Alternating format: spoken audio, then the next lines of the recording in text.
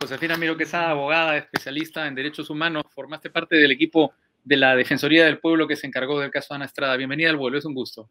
Hola Raúl, muchísimas gracias por la invitación. Pues ayer, supongo la viste, fue la audiencia de la Corte Suprema que ha postergado para el 31 de enero la resolución del caso de Ana Estrada, la confirmación de la sentencia de primera instancia. A bote pronto, ¿qué te pareció la audiencia? Bueno, muchos sentimientos encontrados. En realidad, es una audiencia que a mi parecer desnaturalizó la etapa en la que debía encontrarse y la que debe encontrarse el proceso, ¿no? Hay que recordar que ya existe una sentencia de primera instancia que declara, reconoce, ¿no?, el derecho fundamental de Ana Estrada a una muerte en condiciones dignas y autoriza que Salud y el Ministerio de Salud sean los Sí, entes encargados para poder ordenar asistirla. eventualmente, exacto, en este caso, precisamente en el procedimiento de eutanasia, ¿no? Es decir, que sean los entes encargados para poder llevar a cabo el procedimiento médico cuando ella sí lo requiera. Esta sentencia de primera instancia quedó consentida cuando ninguna de las tres partes demandadas, que son Ministerio de Justicia, Ministerio de Salud y Salud, decidió no apelar la sentencia.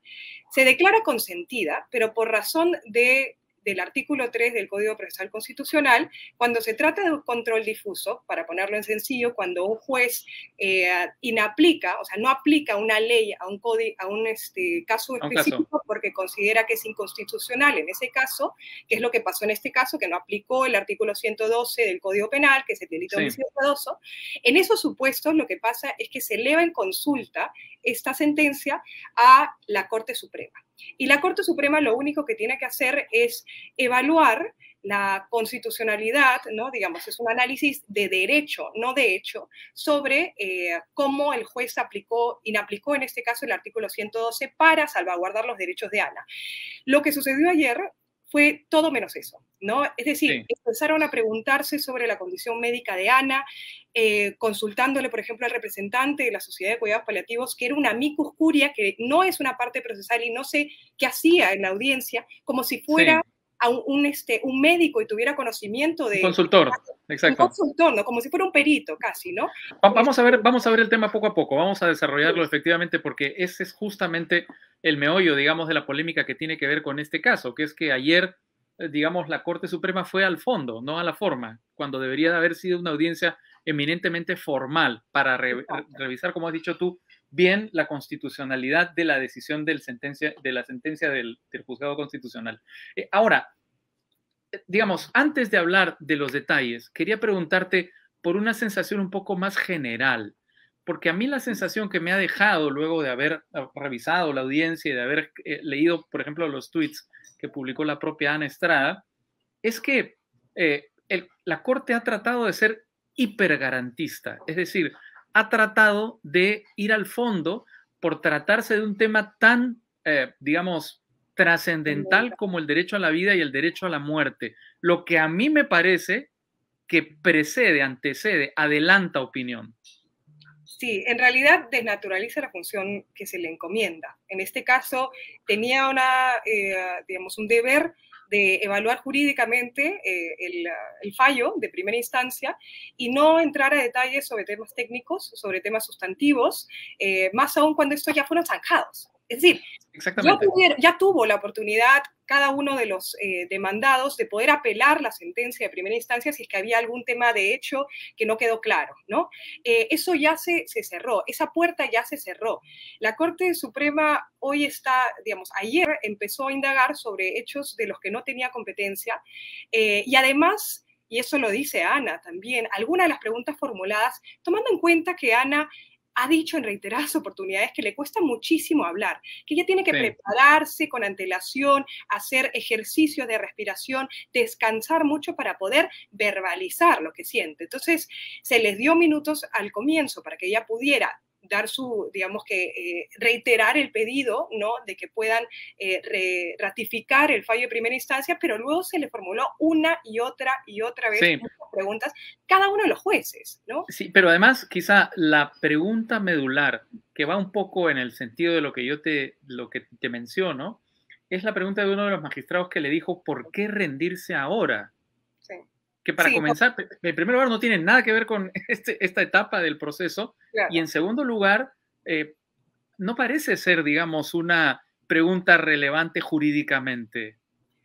Totalmente, ¿no? Además, yo lo que dije ayer también era, parece que los jueces oyen, no escuchan lo que dice Ana. Y hay una diferencia fundamental, porque lo que decía Ana no solamente estaba vinculado con, digamos, que la persona pues, de la sociedad paliativa no ha visto su historial médico, que no es médico y que no tiene una vela en ese entierro, sino que ella hablaba del sufrimiento, que es únicamente un criterio que debe analizarse a juicio subjetivo. Es decir, nadie más que la persona que vive ese sufrimiento tiene la Exacto. voz más autorizada para poder dimensionar y cuantificar ese sufrimiento. Entonces, claro, ¿qué hacían los jueces preguntando sobre cuándo es Claro, suficiente, ¿no? Los cuidados paliativos es suficiente? ¿Tú estás segura que la enfermedad te va a deteriorar hasta tal punto que ya no puedas seguir sí. tolerándolo, ¿no? O sea, ¿estás Habilidad, segura de que te duele? ¿Te duele lo por suficiente? Yo no supuesto. creo que te duele lo suficiente.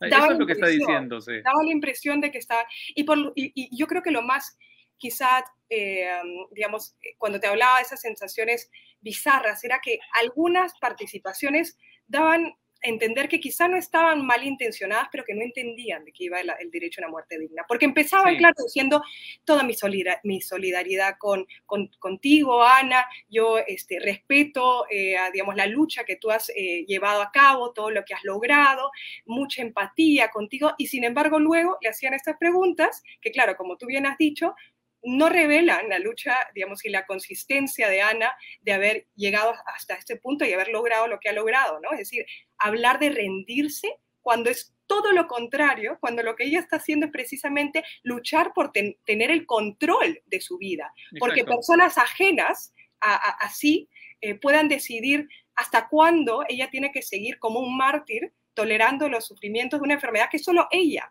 sabe de qué manera Exacto. ha, digamos, Ahora, deteriorado su cuerpo, ¿no? es que ahí el problema, y por eso el caso de Ana Estrada es, por supuesto, muy, muy emocionante y muy relevante.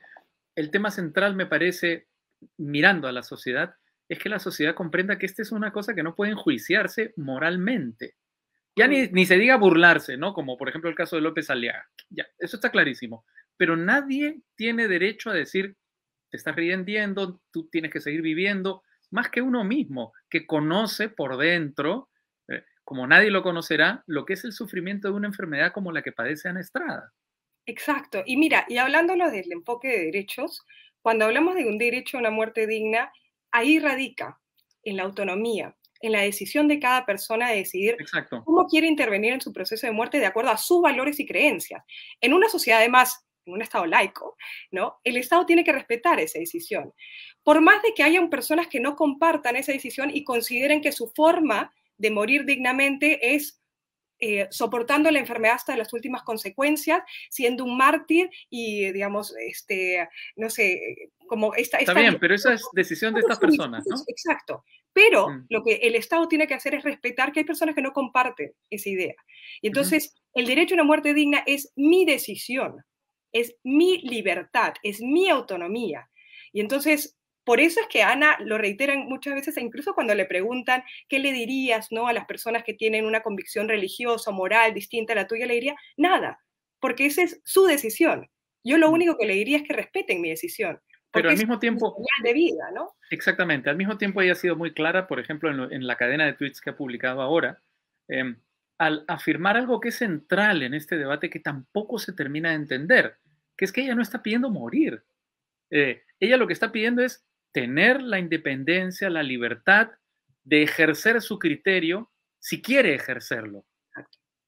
Porque además es una garantía que no solamente, digamos, te permite decidir, sino que te permite sobrellevar mejor la enfermedad.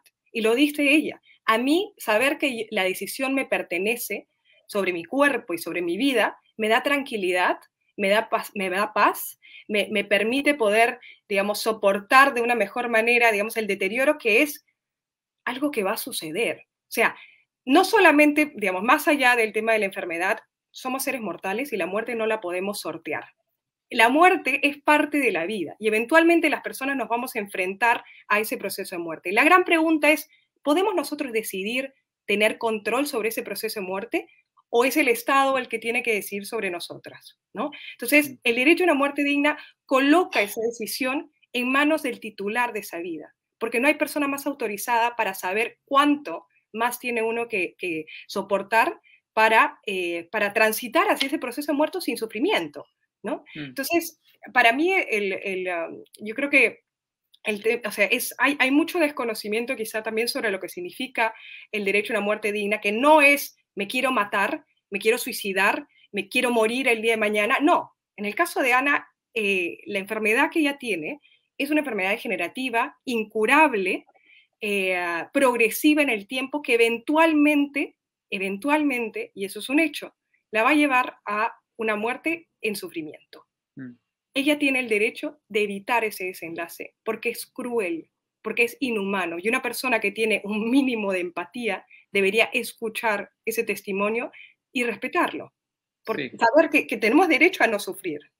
La mirada es muy básica, porque además no termina de comprender que esta no es una decisión que se toma alegremente de un día para otro, y que además esto viene acompañado de un procedimiento que garantiza una serie digamos, elementos, una serie de cuestiones para llevar a cabo, digamos, esta decisión.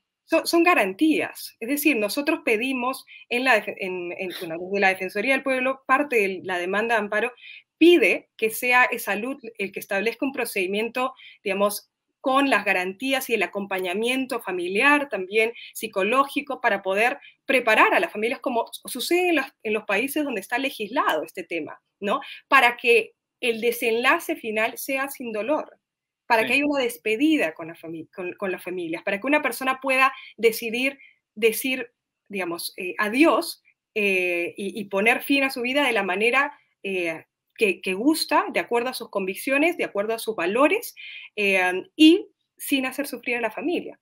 Porque claro, ciertamente hay personas que dicen, bueno, pero ¿por qué no se mata? ¿Por qué tiene que el Estado intervenir?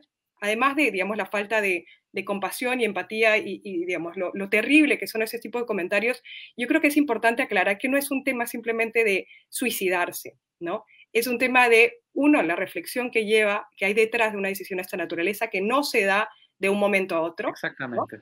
Sino también, ¿no? Tiene que ver con el derecho a yo decidir. Yo no quiero morir tirándome de un edificio, porque eso, además de inseguro, es doloroso y ha ocurrido. Hay personas que en una situación de desesperación toman ese tipo de decisiones y o terminan peor, ¿no? O hacen sufrir a las familias. Y entonces, una muerte digna busca precisamente ser una muerte sin sufrimiento, con seguridad e involucrando también a los familiares que sufren en este tipo de decisiones. Entonces, creo que es importante verlo desde esa mirada integral y tomando en cuenta además que la decisión única y exclusivamente debe quedar en manos del titular de esa vida, ¿no? Y en este caso es Ana, ¿no? Hablamos de la participación de la Sociedad de Cuidados Paliativos, lo has mencionado, una intervención que no se explica bien, pero yo quería ir a la sentencia del Juzgado Constitucional, que es la que nos ha traído a este punto, y que si la Corte Suprema dice que es inconstitucional, seguramente nos llevará a la Corte Interamericana de Derechos Humanos. Porque es muy interesante la interpretación que hace el Juzgado Constitucional de la inaplicabilidad del artículo 112 del Código Penal, ¿no? Este artículo incluye lo que se llama, tú lo mencionaste, homicidio piadoso. ¿Por qué no es aplicable el homicidio piadoso, la condena o digamos, el enjuiciamiento al homicidio piadoso en este caso? Bueno, la demanda es una demanda de amparo contra norma legal. Entonces, eso quiere decir que existe al día de hoy una norma legal, en este caso el artículo 112 del Código Penal, que genera ciertos efectos jurídicos que hacen que vulneren y amenacen los derechos fundamentales de Ana. Entonces, nosotros en la demanda señalamos que estos derechos fundamentales son el derecho fundamental a una muerte digna, derecho al libre desarrollo de la personalidad, derecho a la dignidad, vida digna y derecho a no sufrir tratos crueles e inhumanos. La única forma en la que Ana puede ejercer estos derechos es que una persona participe, asista a Ana en el procedimiento médico de eutanasia. No solamente una persona, sino que además ahí pedimos que haya una junta médica que Sí. pueda, digamos, garantizar y operativizar este procedimiento médico de eutanasia, con todas las garantías y seguridades.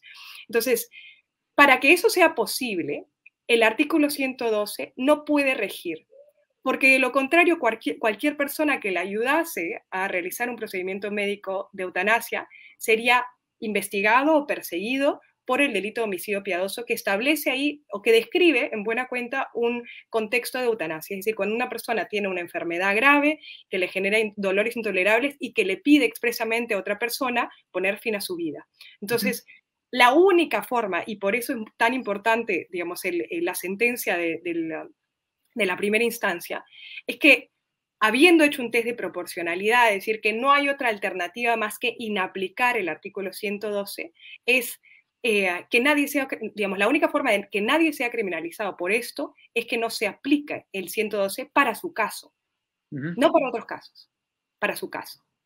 De acuerdo. Muy bien, vamos a esperar el 31 de enero, ojalá se haga justicia. Josefina Miro Quesada, muchas gracias por tu participación en Al Vuelo. Un gusto. Muchas gracias, Raúl.